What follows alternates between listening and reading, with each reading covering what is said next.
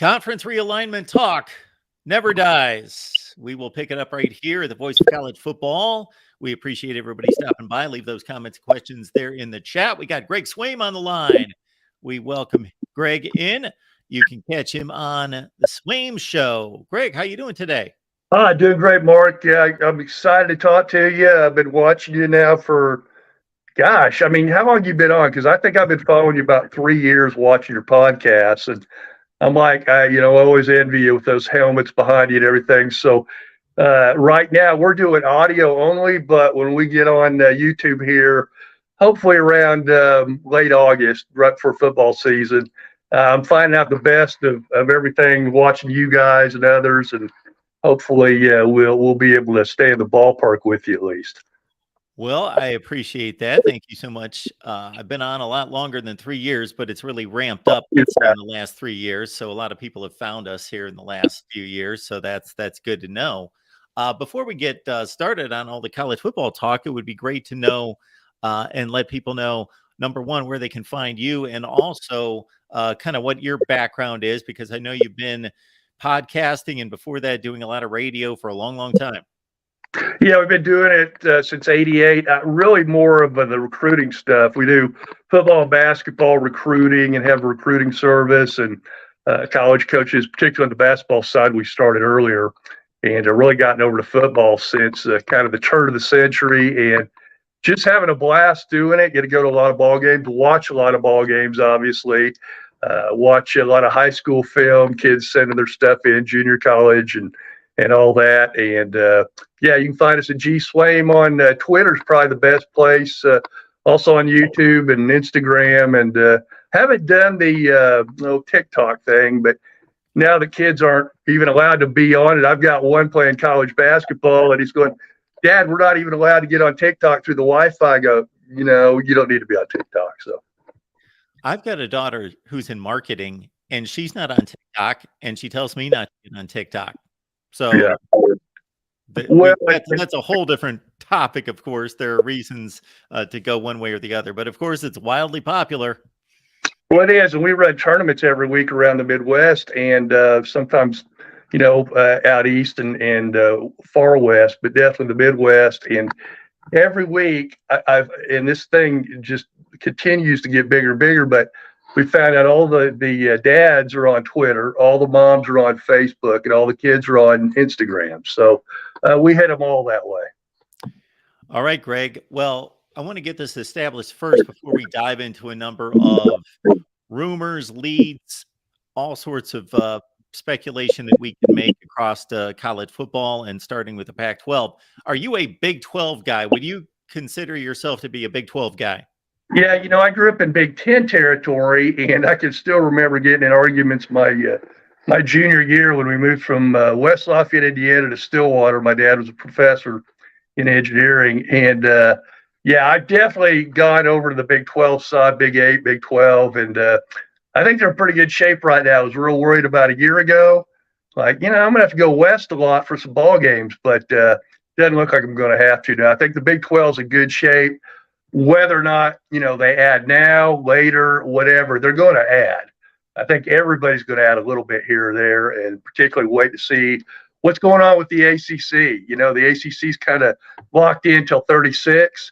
What are they going to do the next 13 years? Well, I know for a fact Clemson and Florida State are, looking at every avenue they can legally to get out, a loophole, something like that, whether it's going to be a group exodus of teams going to the Big 12, obviously the Big 10, the SEC. That could break it up too if you get a majority counting Notre Dame's vote. So a lot going on. It's a very fluid situation. Talked to a guy the other day who said, yeah, you could be right today, Greg, and you could be wrong tomorrow, or vice versa, because it's a dynamic deal. It's changing every day. Market probably changes hourly. So, Greg, you've given us a good starting spot. Let's stay with the ACC, and then we can filter on to the other conferences later. But we'll stay with the ACC because, Florida State's athletic director certainly made a bold statement with the Board of Trustees about a month ago, in which he basically said, this is not a favorable situation for us. We cannot survive and thrive and compete for championships where we currently stand in the ACC. We also know where the grant of rights, there's a lot of speculation, there's a lot of discussion concerning the ability to get out of that contract. Some people say it's ironclad. A lot of legal types say, hey, this cannot be breached in any such way. It could be challenged. Of course, then litigation goes on for years, and we're only about 13 years away from that 2036 date. So what is your take on all of that in regards to the likelihood or the probability that a Clemson, Florida State, Miami on down the line could get away from the ACC? Well, I think real good, because it's been my experience, and I was going to ask you, Mark, has it been your experience there is no such thing as an ironclad contract? That is my experience, and that's my experience from hearing from other people and seeing other situations. Yes. Yeah, mine too. I know I'll use the word sources. Down here in the South, we say sauces, but I have some. I know that people in Utah and places like that think I have none. They may not be the people you want me to talk to, but in one case in the ACC, I can tell you this. I do have a source who talks to an AD of a school who's trying to get out. That ought to be a hint right there, and have gotten some word from them. Yeah, absolutely, we want out. They've made no mistake, no bones about it. They want out because their contract's not very good, and it's not going to get much better in the next 13 years. So it will be really interesting to see. Obviously, we have two superpower conferences with the SEC and in the Big Ten. But are we going to have a third? Are we going to have a fourth? Are we even going to have a fifth? I think, will a Pac-12 totally die? I don't know. The ACC won't die. There's too many teams out there, and they're not landlocked on the east side like on the west side. You know, where are they going to go for teams unless they go clear out to the Midwest and get SMU or Tulane or whoever, talking about the Pac-12. And you know, like San Diego State. San Diego State has been offered by the Pac-12. Why haven't they jumped? Well, because right now the Pac-12 is only getting $9 million a team. That's kind of not, and that's not even locked in. So the Pac-12 has got a lot of problems right now. It's not all Klykov. Obviously, Larry Scott before him probably had to do with a lot of those problems. We've got a new member here at the Voice of College Football, new YouTube member. Thank you so much for that, Bucknut78. We appreciate you being here, and thank you so much for your contribution. All right, we got Greg Swaim on the line. You can catch him on Swaim Show. We've pulled up the banner a number of times and will again, so you can follow him directly on Twitter at gswaim, and it's Swaim Show. All right, I want to kind of be orderly in regards to, you know, sweeping across the country, and there's a lot of connectedness there as well. But if we stay in the ACC, you know, there are sources and then there are sources, and obviously you're not going to give up those sources. But and as you state, this is something that needs to be understood by everyone, that just because somebody is wrong doesn't mean that they are invalid in their sources. Things change. You can report something and say something is set to go, or this is the way it's leaning right now, and that can change 3 days later. So that doesn't invalidate sources or a perspective just because it doesn't come true. So the ACC is obviously not in a good situation, even if that contract, as you state, is not ironclad. And similar to you, my experience has been there is always a way out of a contract. Sure. However, let's say it's 99% ironclad. Let's say they last for 13 years in their current state. They're obviously not going to hit that finish line in a good place, because they're going to have a lot of unhappy schools not making enough money, and then I would expect it all to fall apart. When we look at these schools that we're talking about in the ACC that wield the most power, and we know who those are, do you think they're more directed toward wanting to join the SEC or the Big Ten? Well, the Big Ten, especially Oregon and Washington, that's where they want to go. I was talking about the teams in the ACC. Well, no, I think it. In a lot of cases, they're already, like North Carolina, perfect example. They could go either place. They really could. I don't think the SEC is going to want to take both teams out of the state of North Carolina. Do you? I mean, well, even Duke, 3, I guess. Duke football leaves a little bit to be desired. But especially North Carolina State. But North Carolina, because they're academics, the Pac-12 puts so much more into that. And the Big Ten does too, more so than the SEC, the Big 12, and the ACC. Now, the ACC has some really good academic schools, which, I could just see the new commissioner over the Big Ten just drooling over a North Carolina, a Virginia, very prestigious academic schools. I would say if Duke goes to either one of the big two, they would go to the Big Ten because they've got the academics, the ivory towers, all that. And the Big Ten's more into basketball than the SEC would be. Got Greg Swaim on the line discussing the possibilities of conference realignment. And we got hit over the head 2 summers ago with Oklahoma and Texas to the SEC. And then last summer it was USC and UCLA to the Big Ten. Of course, the Big Ten's counter move to the SEC. Basically, the way I see this, Greg, is that there are 2 inertias that cause realignment the way we stand right now. And that's either going to be that the Big Ten or the SEC survey the field. Let's say the Big Ten looking at Washington and Oregon, and they consider them to be valuable enough to add, and that they add value. And that's not necessarily that they're going to provide a bigger slice of the pie in the TV contract, that they can go to their 3 media partners and say, well, we just added Oregon and Washington, or we're thinking about it. How much more are you going to give us? And then that's going to turn out to be a bigger slice. That's kind of unlikely, but that they just assess based on not giving up too much in the TV contract, and then adding those 2 markets, those 2 schools, the brands, everything involved, that's a good move to make. And that's what they're both looking at. Or we see a punch counter punch continue as it has the last 2 summers. Well, and there's a couple of Pac-12 schools right now that are kind of holding out. They trust in Klykov, and he keeps saying, "Hey, we're going to have a deal." They're still saying they're going to beat the Big 12 in money, which I have a hard time believing this late, because if they did, it's kind of like, well, I don't even have a good analogy for it. But you keep talking about you're going to have it's going to beat the Big 12 and everything. You guys stay here and all that. And now some of them are starting to get nervous. Arizona, Colorado, most particularly, who are, man, we can't deal with half the money. I mean, we're already dealing with a very small percentage of what the SEC and obviously the Big Ten have in, near $100 million per team package. The Big 12 is going to get about, 31, 32, high 31s. And right now, the only thing we know about is the ESPN deal, which is $90 million for 10 teams, $9 million per team. If the Pac-12 teams, any of them, had to deal with a fraction, not a fraction of what the Big Ten and SEC have, but a fraction of even what the Big 12 has, which is a fraction of what the SEC and the Big Ten have. And so, if all of a sudden you and I were competing, and you made pennies on the dollar for what I'm making over a period of the next 5-6 years, what's going to happen? I mean, it doesn't mean you're going to fall off the face of the earth. It doesn't mean I'm going to fall off the face of the earth, but it does mean you're going to be at a real competitive disadvantage.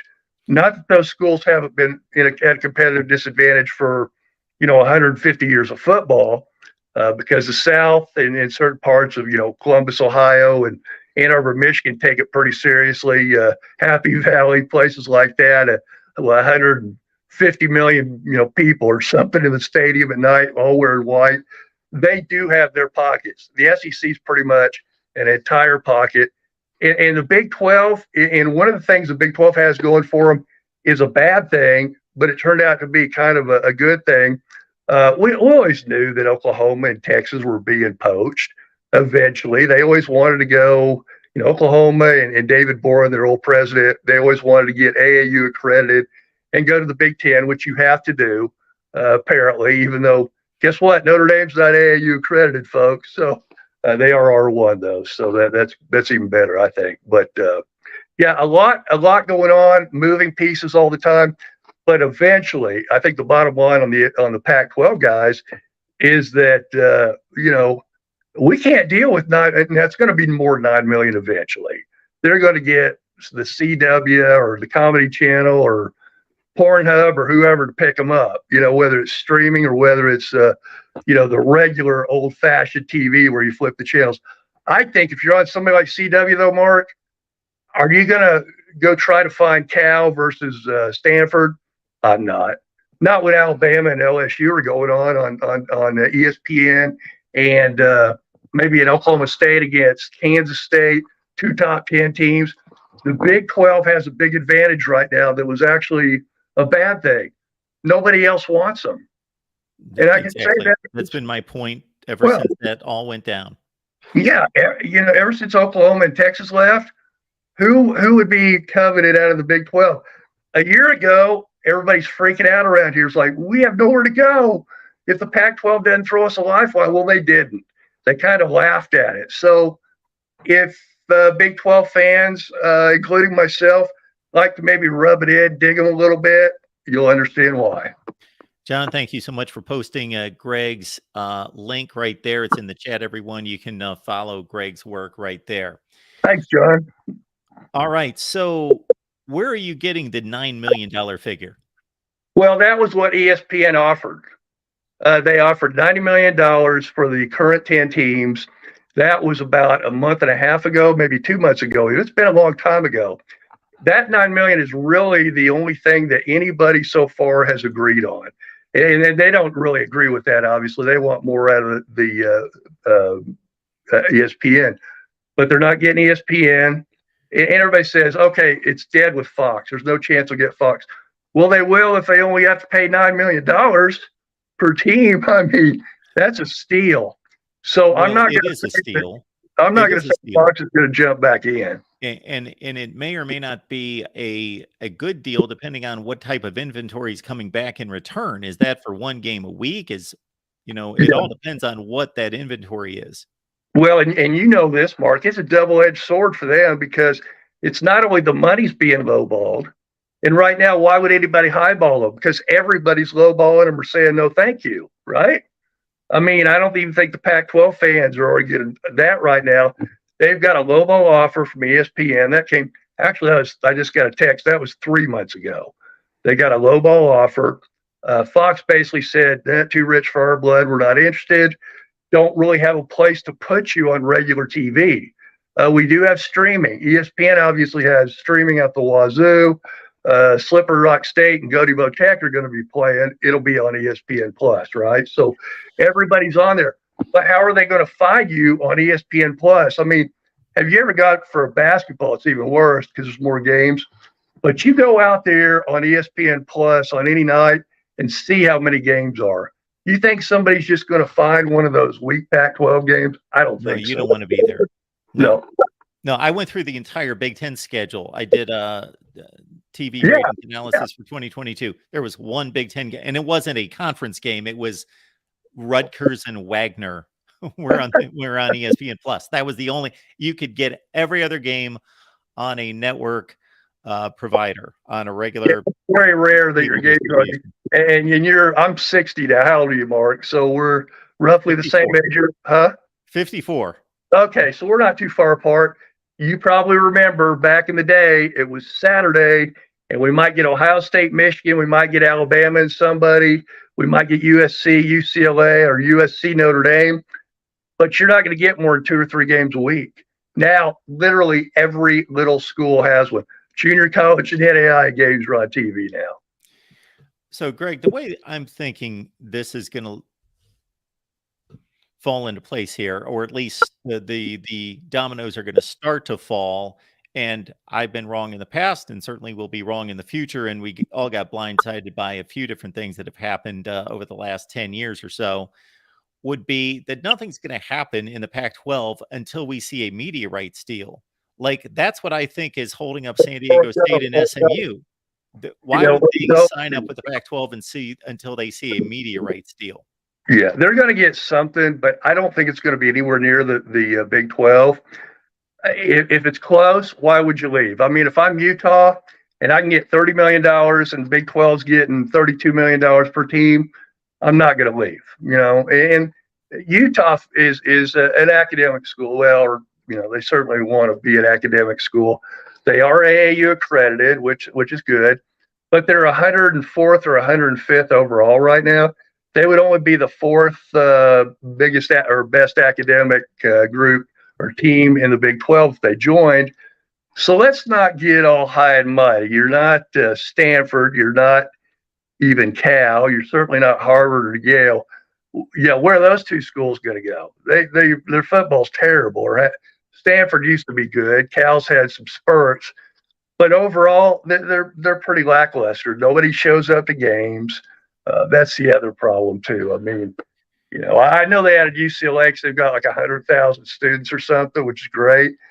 But nobody cares about football. I went to an Oklahoma State game when Les Miles was coaching back in 2004 in the Rose Bowl, played against UCLA. I mean, they were like crickets. It was Oklahoma State had more fans than UCLA did. I asked around why. Well, it's a good day. They're probably out at the beach. If you're out at the beach when there's a football game going on with your team, I don't know if we can be friends. You're not a football fan. Then No. You're not a football fan. I understand taking a day off or two if you're a baseball fan because your team's playing 162 games. Yeah. But if your team's only playing 12 games and you got perfect weather 90% of the time, then you can go to the beach any other time. Okay. Absolutely. This is what I can't nail down, Greg. And I don't know if you're going to be able to nail it down, or I don't believe anybody can totally nail this down. And that's going back to the disparity in cash distribution, revenue distribution between what the four conferences get and what the Pac-12 is trying to negotiate right now. I don't know whether that matters, and this is why.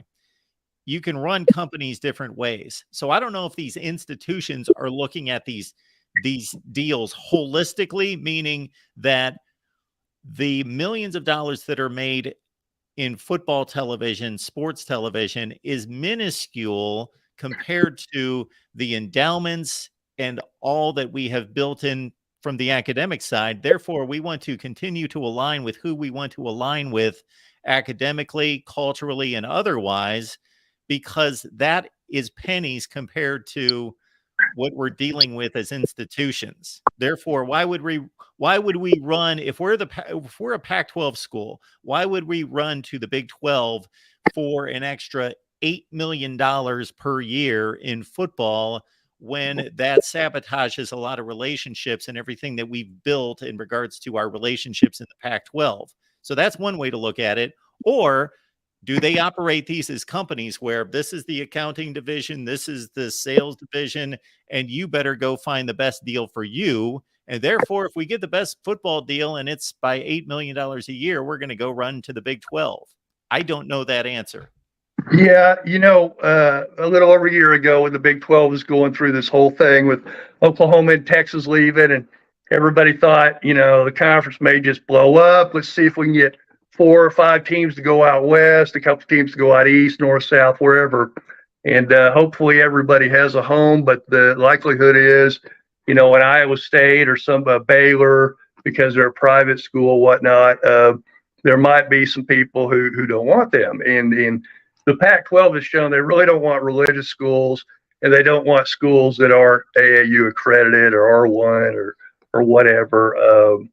But perfect example, San Diego State. They've been offered by the Pac-12, but they're going to wait and see. Now, why are they going to wait and see? Because even $9 million is more than they're making now, right? What are they making, about 5 or 6 in the Mountain West? So, yeah, and they just come off a basketball national championship game and all that.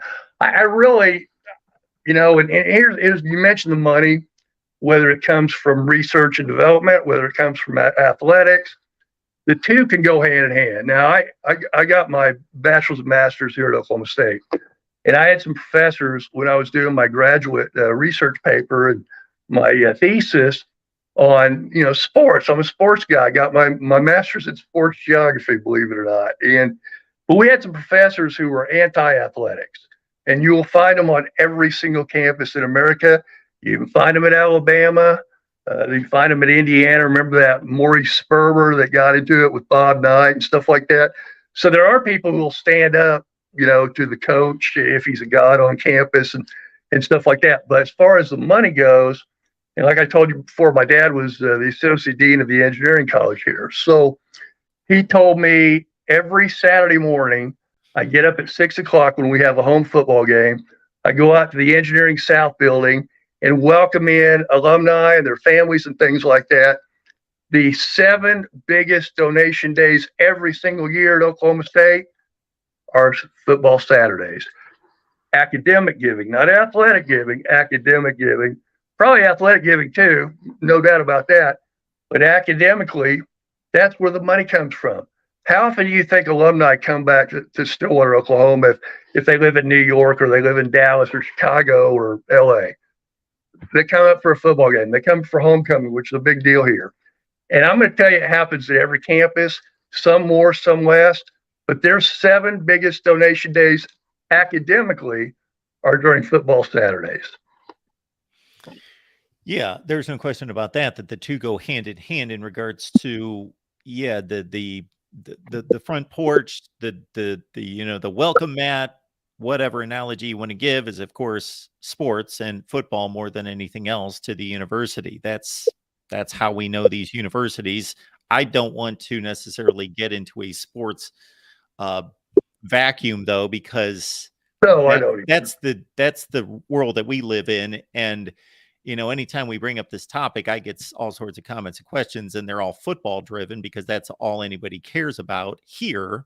But that's not necessarily what always drives the bus. It drives the bus athletically, but I don't necessarily know when Stanford is worth what they are as a institution holistically, that football is quite as important as we think it is.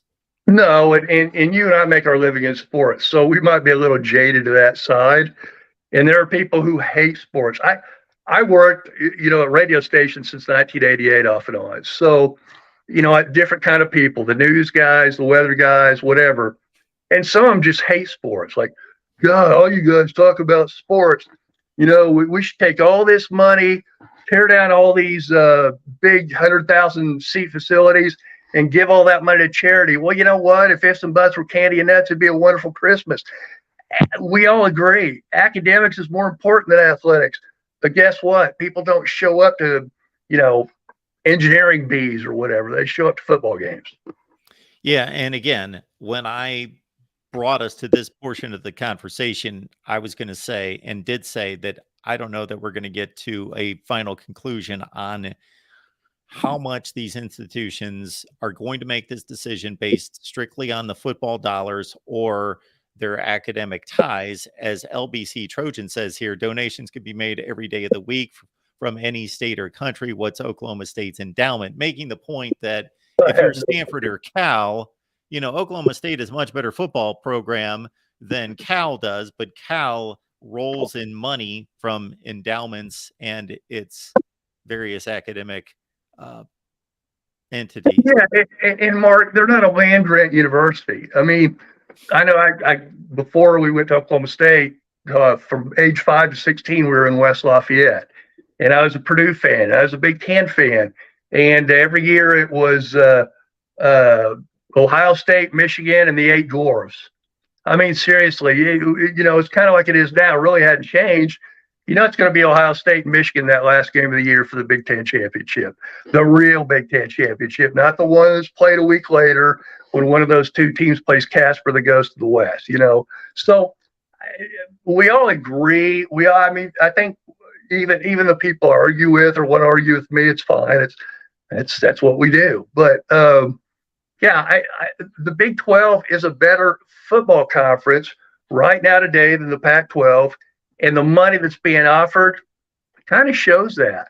I mean, we can argue all day about what the metrics are and things like that, because I'm going to tell you, ABC feels different about one school than CBS does, than ESPN does, than Fox does. The Big 12 and the Pac-12, I would love to make that comparison team by team. I think that's a pretty close call on the field. Well, yeah, if they still had USC and UCLA, because I think USC, obviously, we all know, is getting ready to blow up. Heck, they could win it all this year. I don't think they will, but they certainly have, I think, the best quarterback right now, don't you? Well, I think that the Pac-12 has the best quarterbacks in the country. Yeah. Not No, just it's gonna the be good. best quarterback. I think they've got the best quarterbacks in the entire conference. And across the board. they're going to be good, Mark. But here's the deal. Okay, when's the last time a Pac-12 team went to the Final Four? They never have, right? Well, did Washington that year and got blown out in the? Well, Washington in 2016, they're the last college football playoff So it's been participant, and Oregon went to a national championship game when it was 2 2 years teams. earlier. Right? Auburn got beat, right? But No, Oregon played Ohio State in the national so championship game. when did they play? Didn't they play Auburn one year when Auburn won it? 2010. Yes. Okay, gotcha. Yeah, I've slept a couple times since then, but I really the Pac-12 and Utah's won it the last 2 years, and then went out and played well in the Rose Bowl, but lost. I have no problem with Utah as a football team.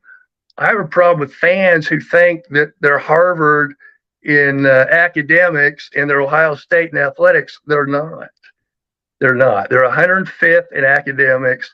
Athletics, they're probably, as a program, wouldn't you say top? I'd say top 20.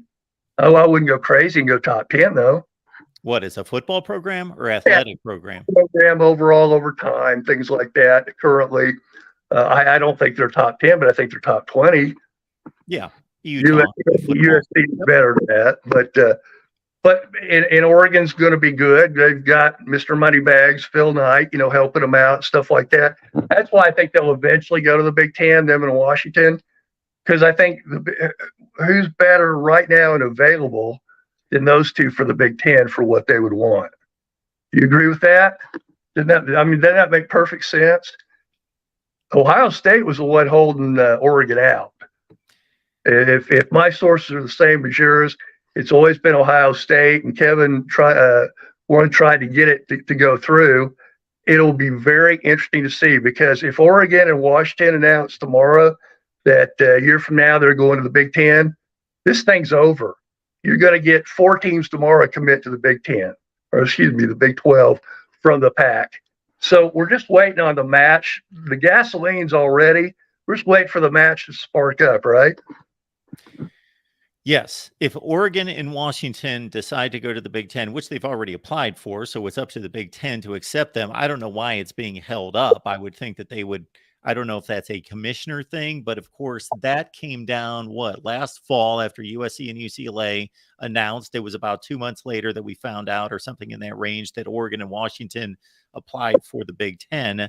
But now we're sitting on 9 months that the Big Ten has waited, and I don't know what that has to do with. I don't know if they're trying to put something together with Oregon, Washington, Cal, and Stanford, or if they're still waiting on Notre Dame. I don't know. Well, and once again, there's these moving parts. I don't think, and you mentioned Notre Dame. Notre Dame's obviously a big piece of the whole thing. I mean, it's like the key for every door you can imagine in some way. Sometimes a big door, sometimes a little door. But Notre Dame can go anywhere they want. They can stay independent. And until somebody makes them go to a conference, maybe they miss a couple of, we get to the 12-team tournament here in another year. Maybe they miss a couple of those. Maybe they're not, maybe they're around 15, 16, and they don't get in. At that point in time, maybe that forces Swarbrick's hand a little bit, and they go ahead and go. But I don't, whether it's ACC, I don't see them in the SEC at all. Big Ten makes so much sense, and yet nobody's pulling the trigger. I don't know why, but Notre Dame's a different animal, obviously. They have earned the right over 150 years, probably to be as big as they are. It's a big brand, obviously. Even though they haven't won anything in, 40 years, they're still Notre Dame. Yeah, I think Notre Dame's going to continue to do what Notre Dame wants to do until once something happens, whether that's that the money differential is just so great, and it's been pretty great anyway. They're losing money by staying independent. They should join the Big Ten. I understand that they've got an agreement with the ACC that also, again, back to that contract thing that states that if they're going to join a conference, it's going to be the ACC. But Notre Dame to the Big Ten makes total sense for me, but I know that I'm football heavy in my evaluation. Greg, so I want to nail you down on something. So Oregon, Washington, if they leave and go to the Big Ten, you're saying the Pac-12's done. Yeah, because 4 teams, and I think 2 teams are getting ready already to join the Big 12. Sure. So make it 4. Now that you're down to 4 teams, 2 teams that have their noses in the air academically that I'm not sure anybody really wants. And I know nobody really wants Washington State, Oregon State out of those 10. Now, I would love to have those 2 teams in the Big 12. I think those 2 teams fit. They're both, state schools. Obviously, Youre wanting to get out in the West Coast. He wants all 4 time zones. He has 3. Just needs to get somebody in California, Arizona, Oregon, or Washington. What I find interesting is the only presidents that I hear talking, and I don't have my nose to the ground every day on this, but I do searches. I talk to people every day to some degree. And every time I find something out of the Pac-12, it is usually an Arizona or Arizona State president, either Robbins or Crow, making comments in which they sound about 80 or 90% committed to the Pac-12. They say, we're committed to the Pac-12. We want to stay in the Pac-12. We believe the Pac-12 is strong. We believe we're going to get a great rights deal.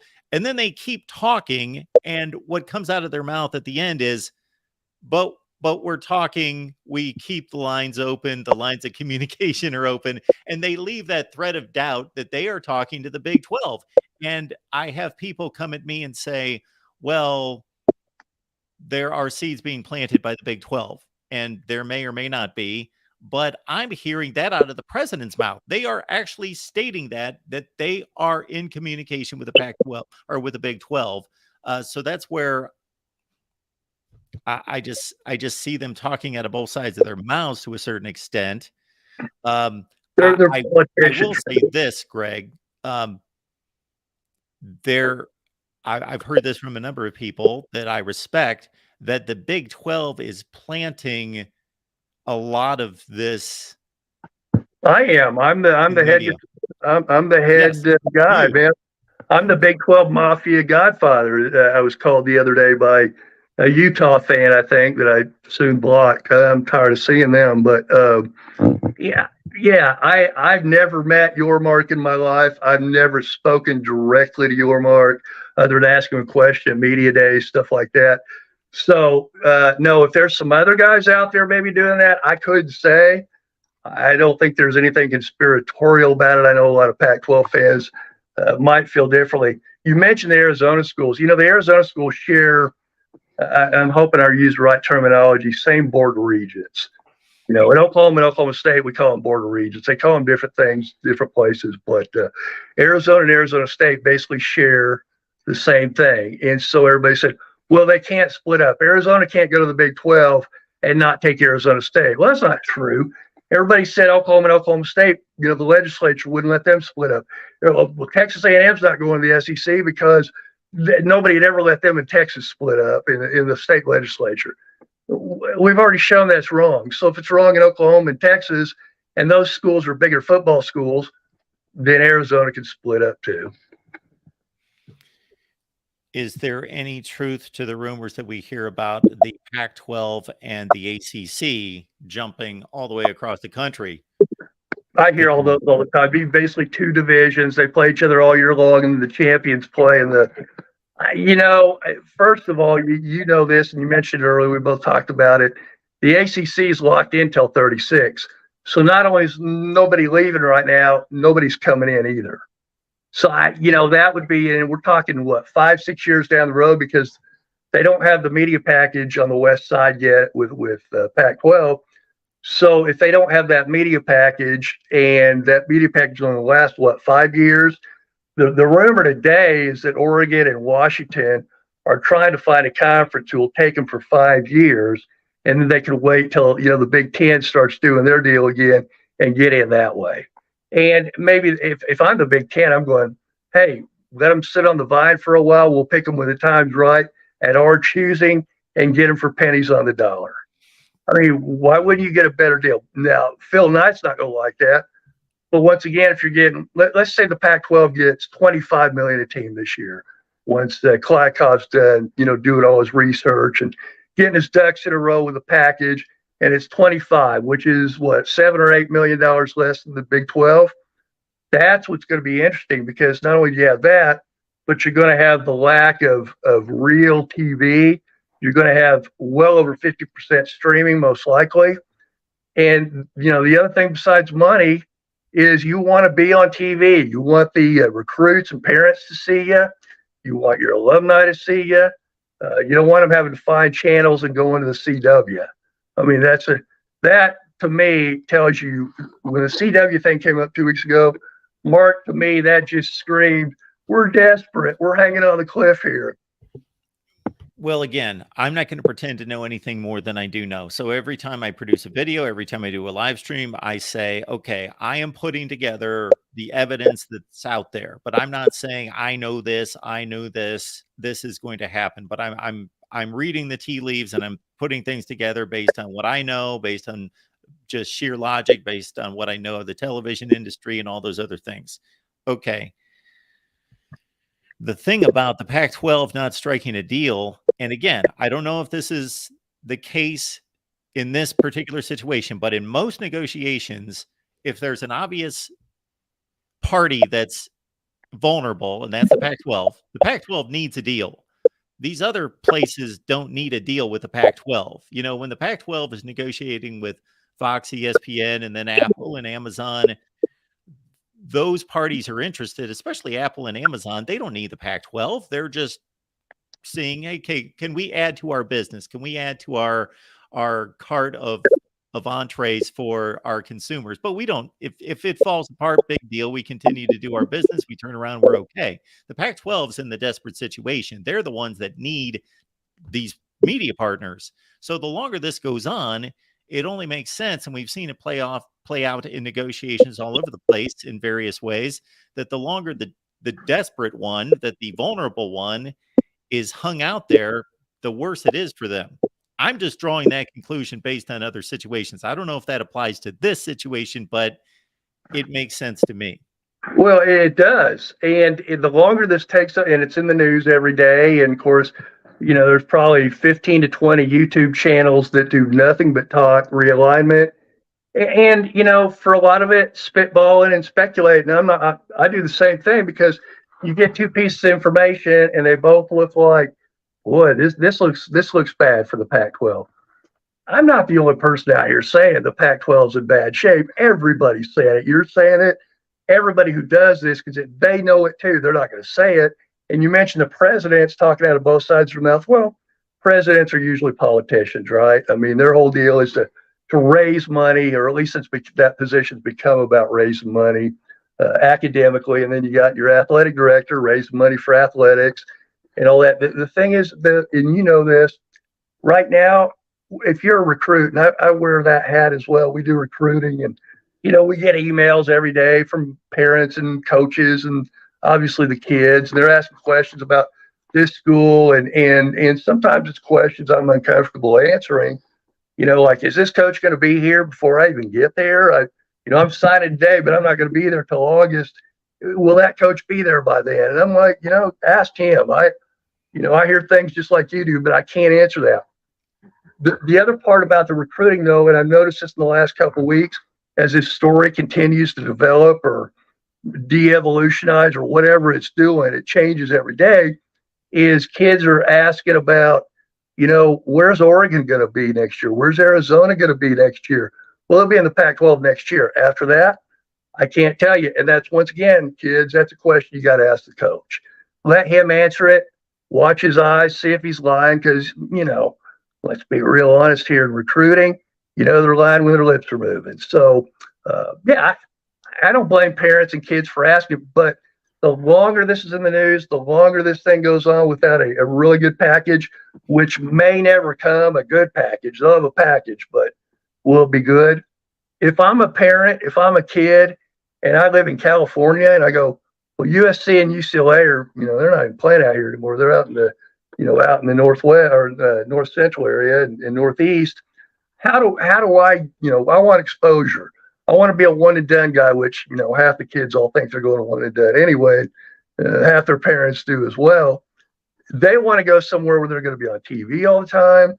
They want to go where they're going to play the big games. When you got Michigan, Ohio, or Michigan and Duke, and you got North Carolina playing Kansas, those opening basketball. But same in football. They're all very concerned about, is my kid going to be on TV? I'm out on the East Coast here, and he's getting recruited by Pac-12 schools. Will I be able to even watch him on TV? I'm like, you're going to ask the school in your recruiting because I don't know. They all read the stuff every day. They're on my Twitter page when we're putting that out there.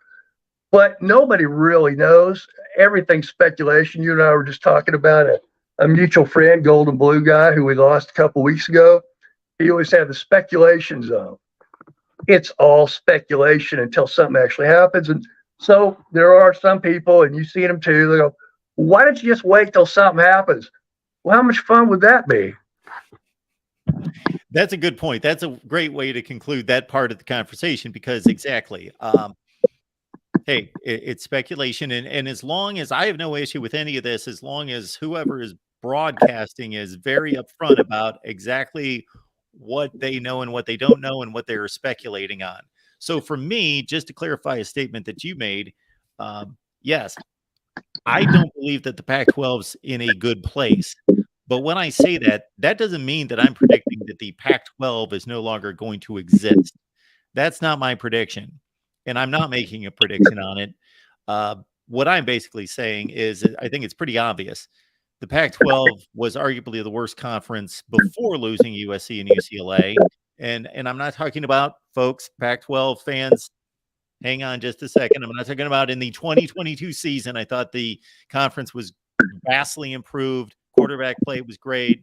They had a comeback here. But I'm talking about in recent history, no question that the Pac-12 has been one of the two worst leagues in America in the last 10 years.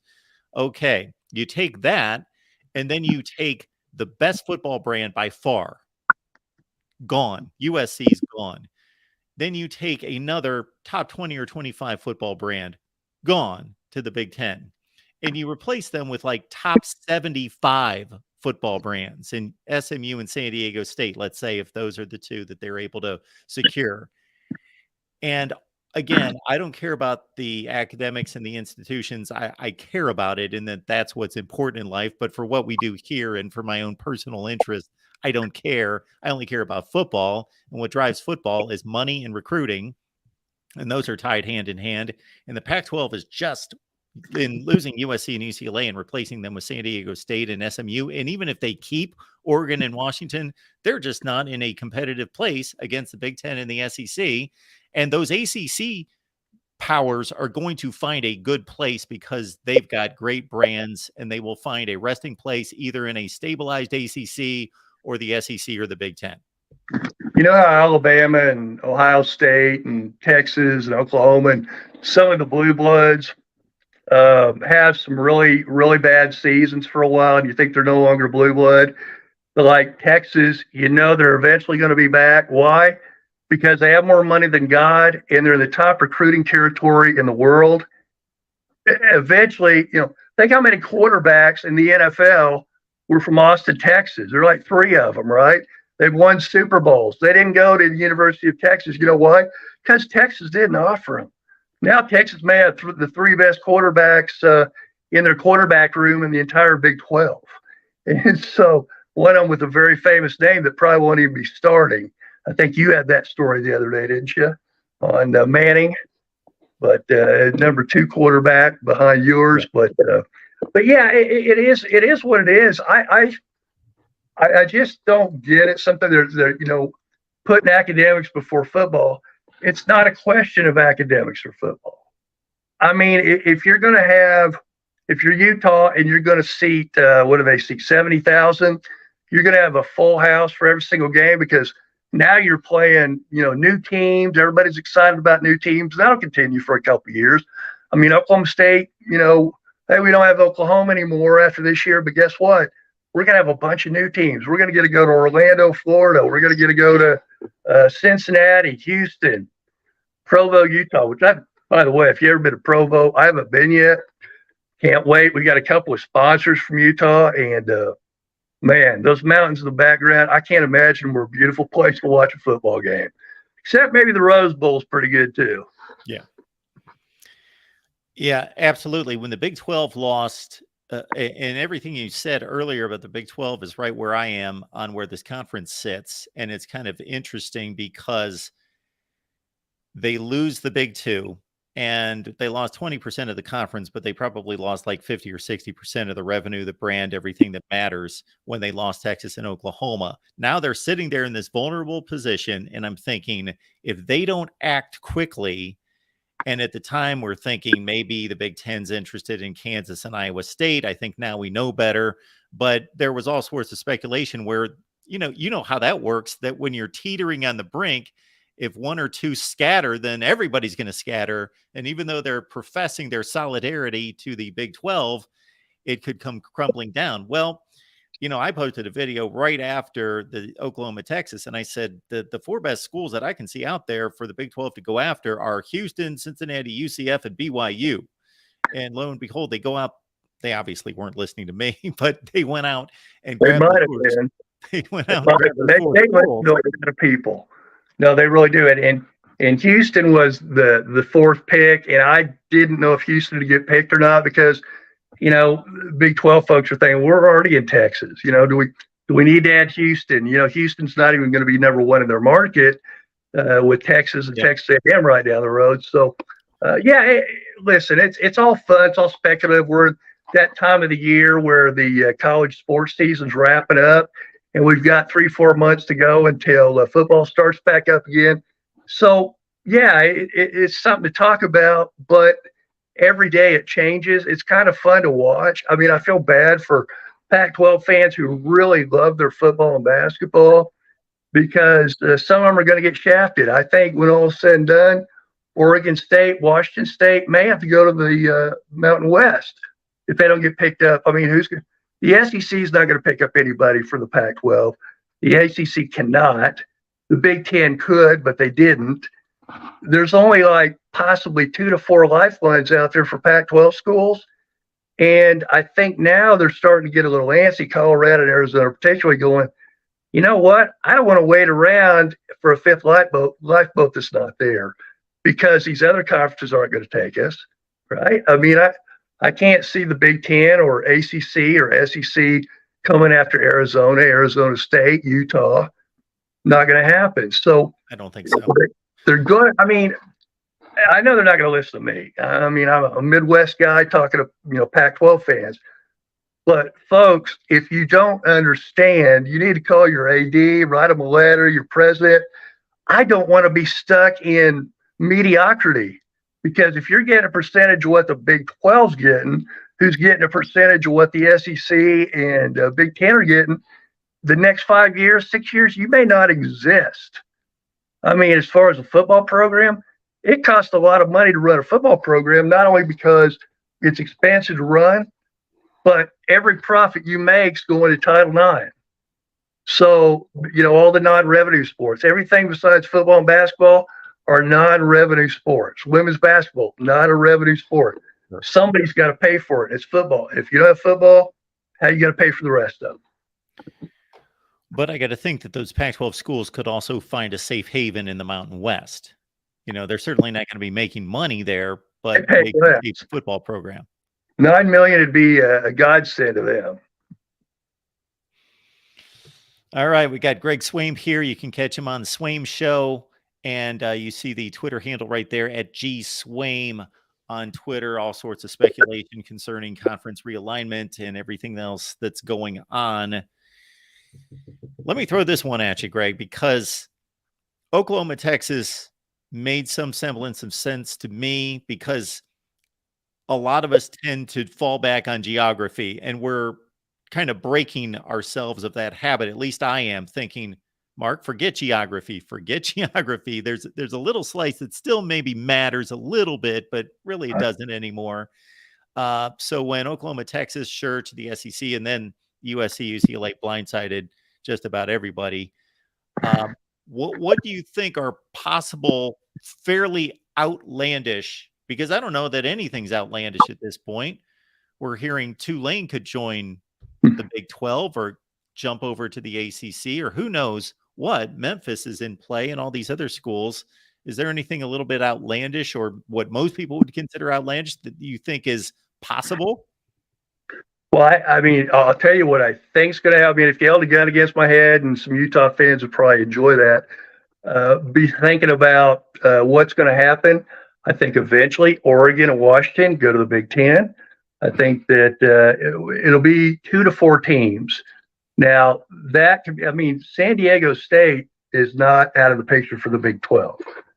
The Big 12 can offer more money today, and I know what they're trying to do right now, because ESPN and Fox have already said, hey, if you get a G5, if you get a Pac-12 team and they come join you, we're going to pay them the exact same. It's that what's called escalation clause or whatever. Yep. I'm no lawyer, don't even play one on TV, but they don't understand that you can make $31.7 million now, or what's behind the curtain that Carol Merrill's standing by. Are you old enough to get that reference? On Let's Make a Deal, they say, well, yeah, you can have what's behind the curtain, right?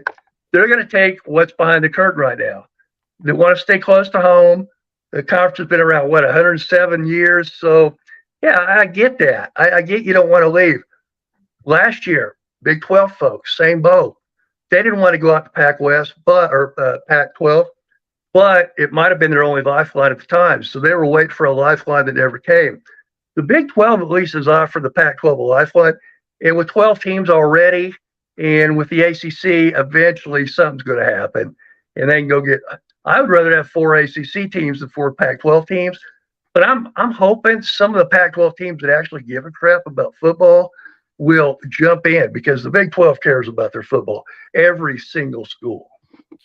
Well, there's caring about football and there's caring about football, meaning that if you are secure in your conference and you go to bowl games and you're good enough not to be laughed at and be a doormat, and you go 6-6, 7-5, and you make enough money to say, hey, we've got, we average 50,000 in attendance. We go to a bowl game. We're not an embarrassment. And that's how much I think a lot of these schools care about football from the academic side. They just, they make money, they do okay. They're fine, but that's not really caring about football. But that's been good enough for many of these teams, but it may not be good enough in the future. Well, and I agree. And there are some teams that are, like Vanderbilt, for instance, in the SEC, and you got Wake Forest, although Wake Forest has been pretty good at the last couple of years. You've got these teams, you're going, they really don't belong here. Believe it or not, Tulane used to be in the SEC. I mean, so, we talk about conference realignment. That's before a lot of us were around. But things are always changing. They're always going to change. And you mentioned the different factors. Obviously, the biggest factor is money. It's all about money. It's not about geography as much, although it's a part of it. It's not about a lot of other things. Academics more so in the Big Ten and the Pac-12, but it is about money. That's for everybody, whether it's about academics, athletics, minor sports, whatever. They can all agree on one thing: it's about the money.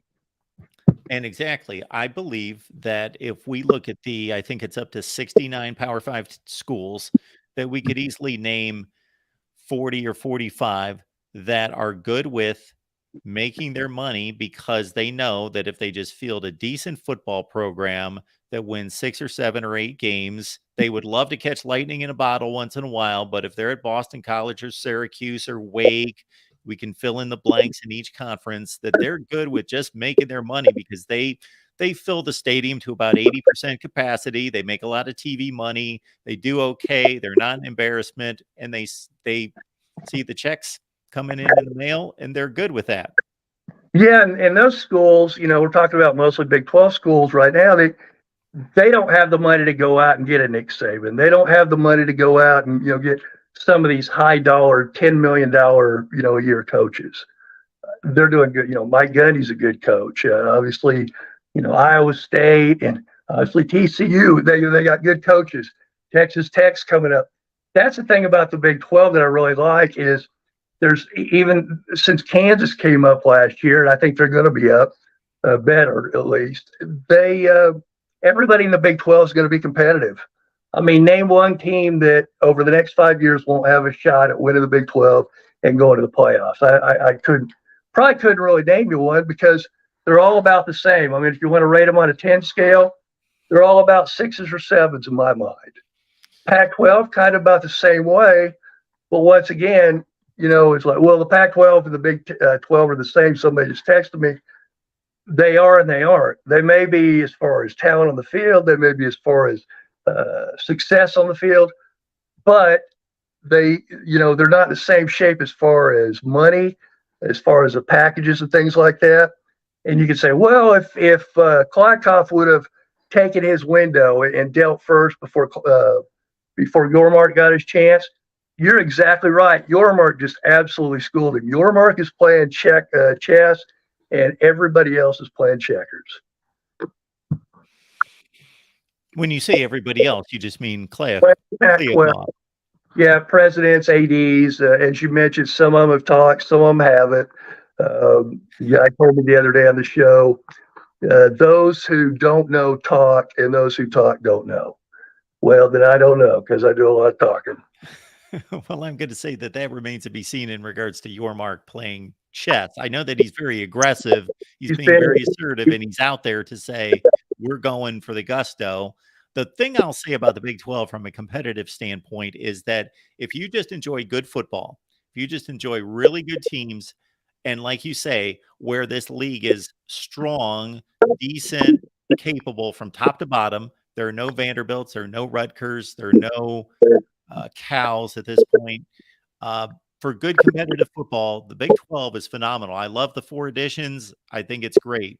However, if you are looking for a school or particular teams in the Pac-12 or in the Big 12 to compete with the elites and to compete for national championships, I don't see where those schools are coming from. I don't think the Big 12 is going to be able to compete for a national championship.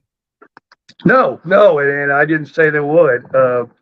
I think what's in LBC Trojan, I see that just got on the show, it mentions, so you lose Texas A&M, Colorado, Nebraska, Missouri, OU, and Texas, and add Houston, UCF, Cincinnati, BYU, and you're better.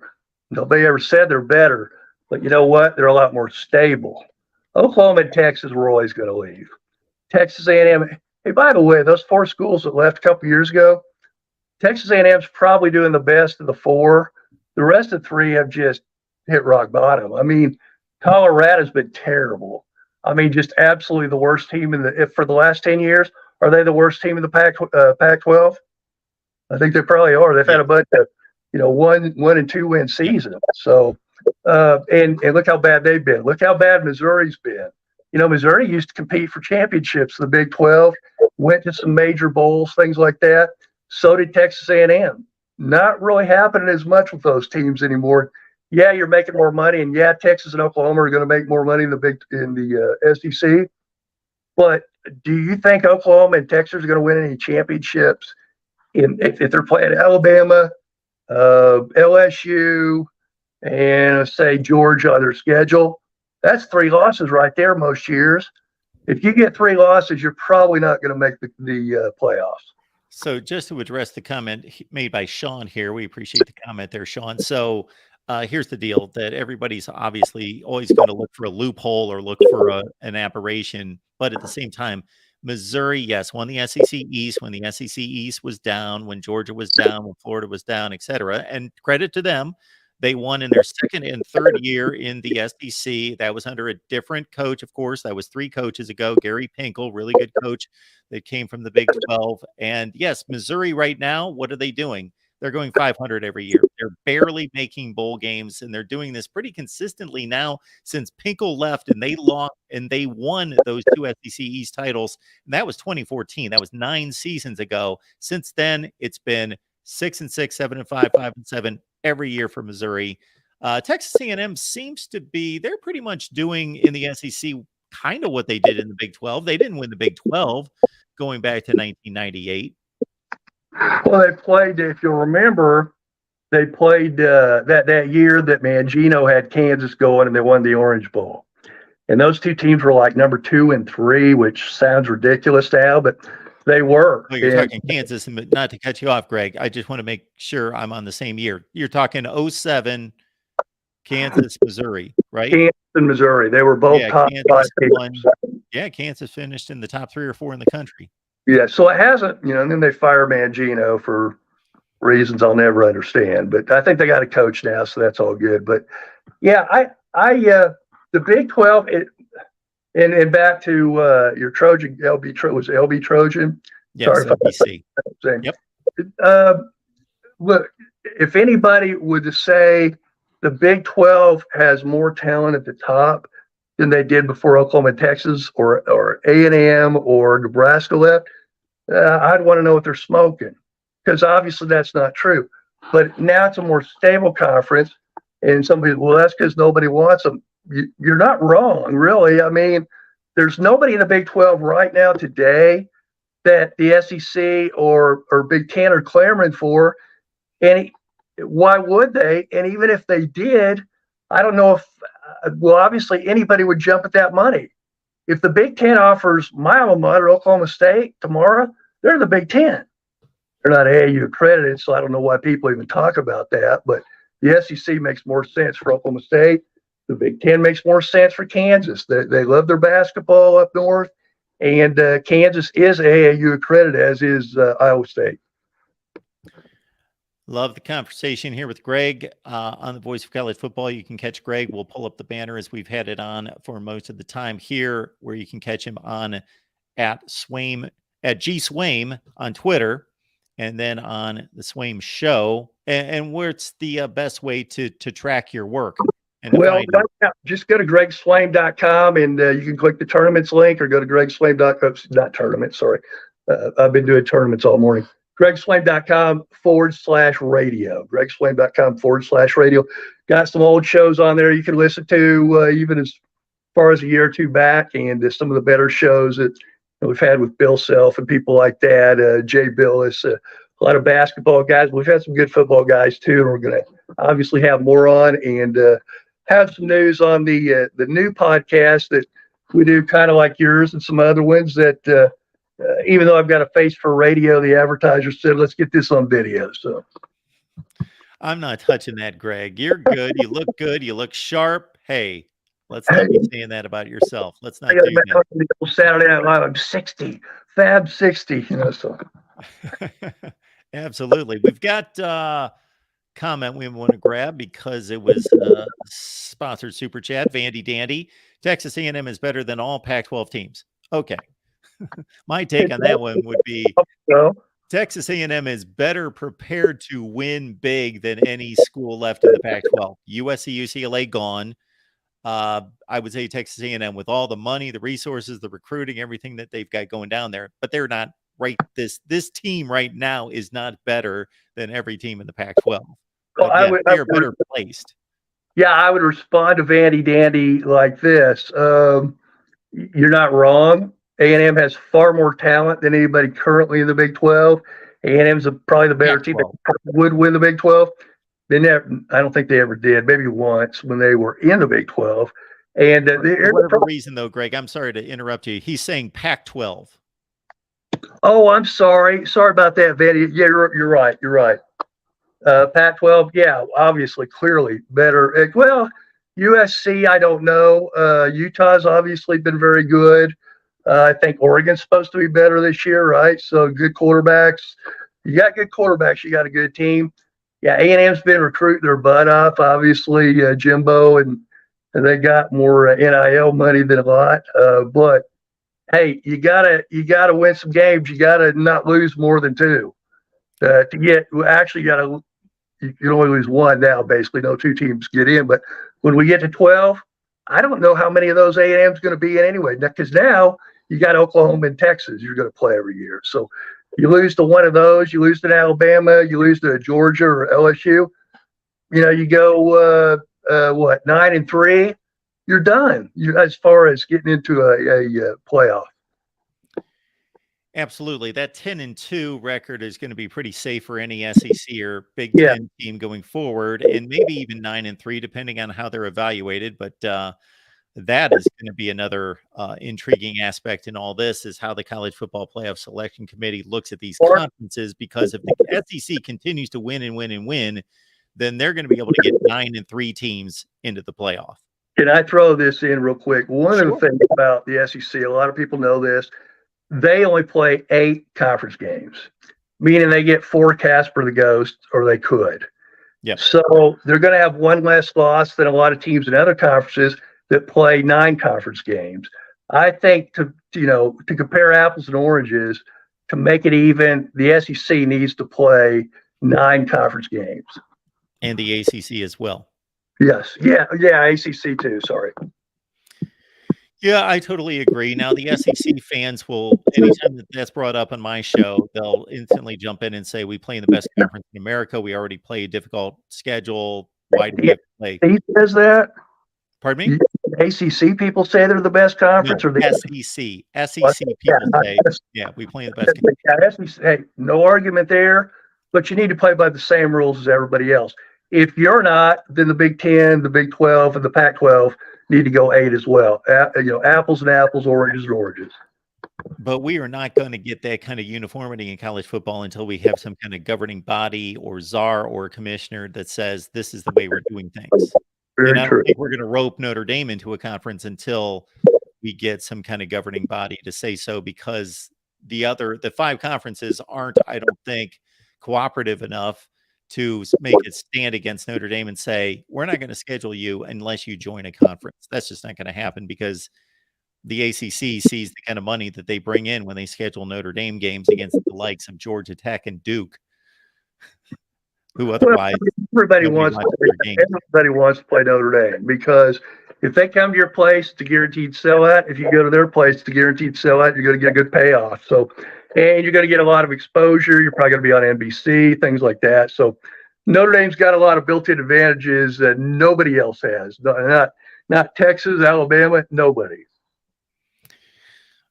Want to let everyone know that we've got a conversation coming up tomorrow with Tom Luganbill of ESPN that will premiere here Thursday at 6 Eastern time. So again, Tom Luganbill, don't miss that. It premieres right here at 6. That should be an entertaining conversation. We've never had Tom on before. I've traded conversations with him on Twitter, so this should be a fun one coming up tomorrow. And again, we want to make sure everybody knows where to find Greg.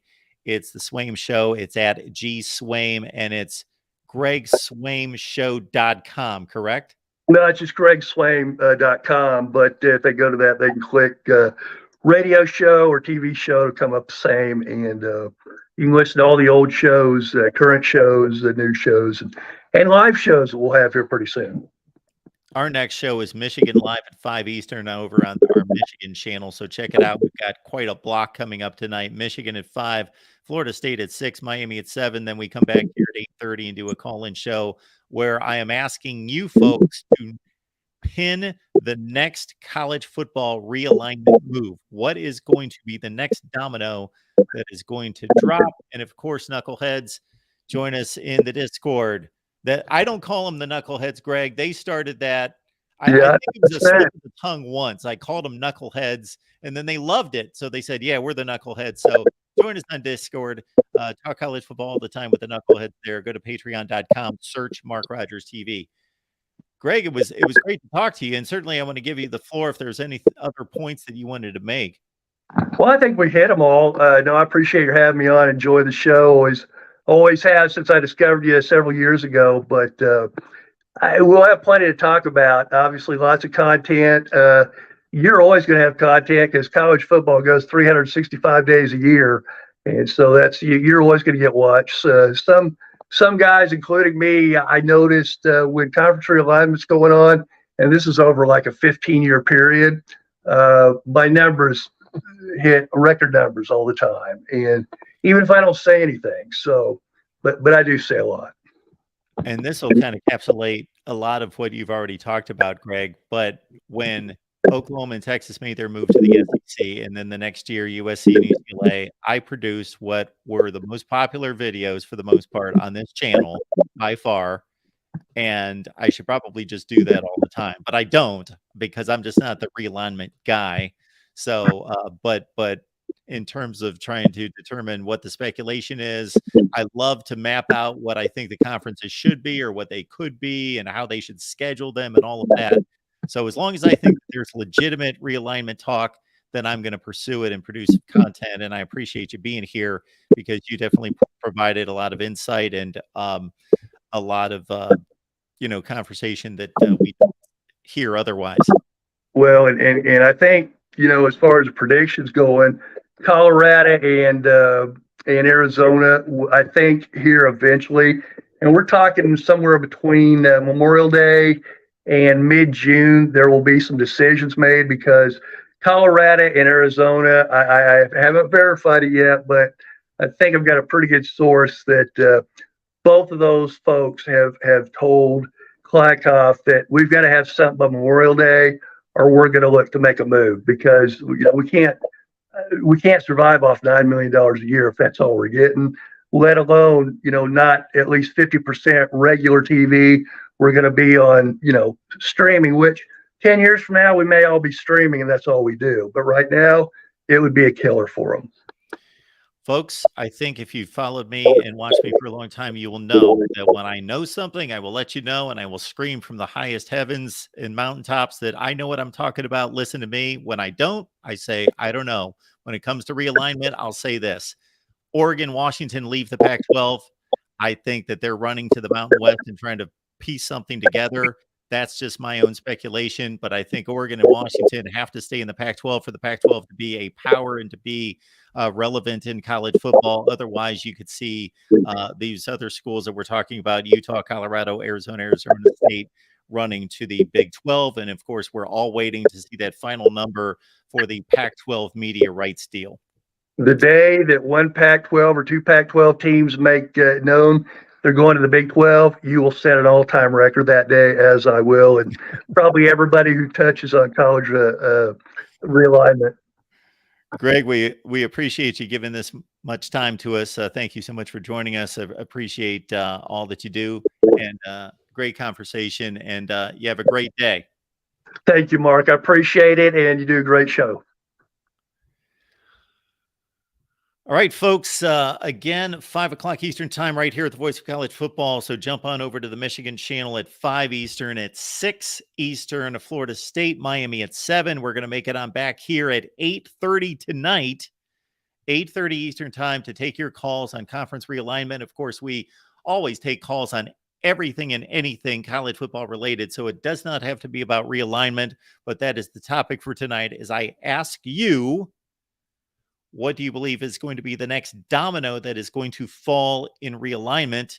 I'm going to present what I believe are the likely scenarios and what are the key components to realignment going forward right here at the Voice of College Football. Appreciate you all being here. Thank you for those of you who have signed up here on YouTube memberships and also on Patreon. I give you one big welcome to the Voice of College Football. Thank you so much for being here. We'll see you at 5 p.m. Eastern, Michigan Live.